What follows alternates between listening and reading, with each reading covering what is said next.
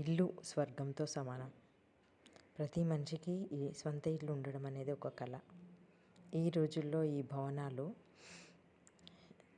దొరకడము చాలా కష్టంగా ఉంది. పెరుగుతున్న జనాభాతో ప్రతి ఒక్కరికి సొంత ఇల్లు దొరకడం చాలా కష్టంగా ఉంది. సొంత ఇల్లు ఉన్నవారు చాలా అదృష్టవంతులనే చెప్పుకోవాలి. ప్రతి మనిషికి చిన్నదైనా పెద్దదైనా ఒక సొంత ఇల్లు ఉంటే అందులో మనశ్శాంతిగా జీవితాన్ని గడుపుతాడు. చాలామంది పల్లె ప్రజలు కూడా వచ్చి పట్టణాల్లో స్థిరపడటం వలన ఈ పట్టణాల్లో మనిషికి ఇల్లు దొరకడం చాలా కష్టంగా ఉంది.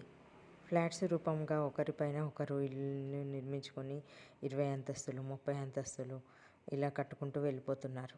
పట్టణాల్లో అభివృద్ధి చెందినట్టు పల్లెలు కూడా అభివృద్ధి చెందితే పల్లెల్లో వాళ్ళు పట్టణాలకు తరలి రారు. అప్పుడు అందరు కూడా చక్కగా అందరికీ కూడా సరిపోతుంది అన్నమాట.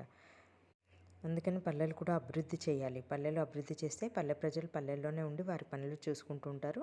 పట్టణంలో వారు కంపెనీలు ఆఫీసులు ఇవన్నీ కూడా మంచిగా నడుపుకుంటూ